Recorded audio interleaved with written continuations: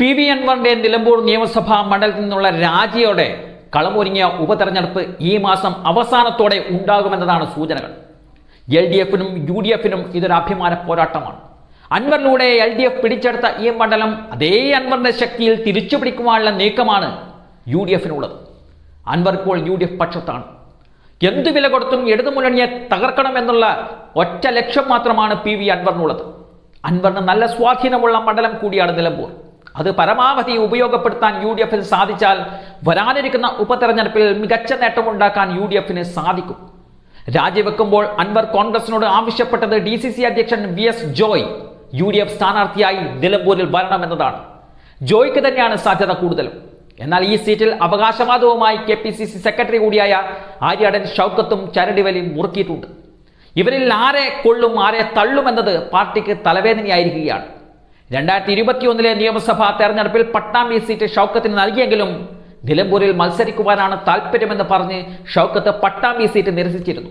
എന്നാൽ അന്ന് VV പ്രകാശിനാണ് Congress Nilambur seat നൽകിയത്. ഇത് ഷൗക്കത്തിന് അല്പം നീരസമുണ്ടാക്കിയിരുന്നു. പിന്നീട് അത് പരിഹരിക്കുകയും ഷൗക്കത്ത് മണ്ഡലത്തിൽ സജീവമാകുകയും ചെയ്തിരുന്നു. മലമ്പുഴയിൽ VS അച്യുതാനന്ദനോട് മത്സരിച്ച് കഴിവ് തെളിയിച്ച VS ജോയ് സംസ്ഥാന തലത്തിൽ തന്നെ മികച്ച സംഘടനാ പടവം കൊണ്ട് മുൻനിരയിൽ നിൽക്കുന്ന DCC അധ്യക്ഷനാണ്.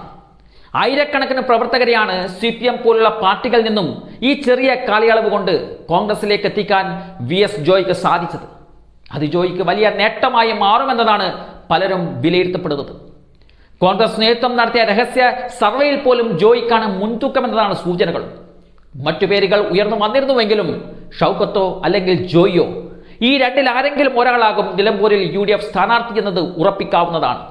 അതിൽ കൂടുതൽ സാധ്യത ജോയ്ക്ക് തന്നെയാവും. 2016-ലും 2021-ലും നിലമ്പൂരിൽ കോൺഗ്രസിന് പരാജയം ഏറ്റുവാങ്ങേണ്ടി വന്നത് ഗ്രൂപ്പ് പോരുമൂലമാണ്. അതിനാൽ കരുതലോടെയാണ് നേതൃത്വത്തിന്റെ നീക്കം.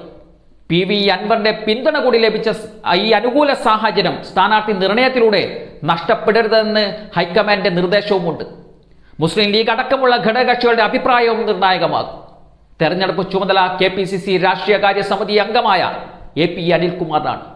അതേസമയം UDF-ന്റെ നീക്കം നിരീക്ഷിച്ചു വരികയാണ് ഇടതുപക്ഷം. UDF-ന്റെ സ്ഥാനാർത്ഥി പ്രഖ്യാപനത്തിന് ശേഷമാകും LDF-ന്റെ സ്ഥാനാർത്ഥി പ്രഖ്യാപനം വരുന്നത്. ആര്യാടൻ ഷൗക്കത്തിന് സീറ്റ് നിഷേധിക്കപ്പെട്ടാൽ അദ്ദേഹത്തെ ഇടതുപാളയത്തിലേക്ക് കൊണ്ടുവരാനുള്ള നീക്കവും ഉണ്ടാകും. ഷൗക്കത്ത് ഇടതുപാളയത്തിലെത്തിയാൽ അത് CPM-ന് രാഷ്ട്രീയ ലാഭമാകും. CPM സംസ്ഥാന സെക്രട്ടേറിയറ്റ് അംഗമായ M സ്വരാജിനാണ് തെരഞ്ഞെടുപ്പ് ചുമതല. നിലമ്പൂരിൽ പാർട്ടി ചിഹ്നത്തിൽ CPM സ്ഥാനാർത്ഥി ഉണ്ടായിട്ടില്ല. സ്വതന്ത്രരെ സ്ഥാനാർത്ഥിയാക്കുന്ന നയത്തിൽ മാറ്റം വരുത്തിയിട്ടില്ലെന്ന് PV അൻവറിന്റെ കാലുമാറ്റ ശേഷവും ജില്ലാ സെക്രട്ടറിയായ VP അനിൽ പറഞ്ഞിരുന്നു. NDA ആകട്ടെ ഏതാണ്ട് ഒറ്റപ്പേരിൽ എത്തിക്കഴിഞ്ഞിട്ടുണ്ട് എന്നതാണ് സൂചനകൾ. PC ജോർജിന്റെ പുത്രനായ ഷോൺ ജോർജ് നിലമ്പൂരിൽ NDAക്ക് വേണ്ടി മത്സരിക്കാൻ ഇറങ്ങുമെന്നതാണ് പുറത്തേക്ക് വരുന്ന വാർത്തകൾ.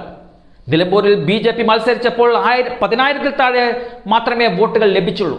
സഖ്യകക്ഷിയായിരുന്ന BDJS മത്സരിച്ചപ്പോൾ മാത്രമേ 10,000-ൽ കൂടുതൽ വോട്ടുകൾ നേടിയെടുക്കാൻ NDAക്ക് സാധിച്ചിട്ടുള്ളൂ. അതുകൊണ്ട് ഷോൺ ജോർജിന് ഒരുപക്ഷെ കൂടുതൽ വോട്ടുകൾ നേടിയെടുക്കാൻ സാധിക്കുമെന്നുള്ള കണക്കുകൂട്ടലിലാണ് NDA നേതൃത്വമുള്ളത്.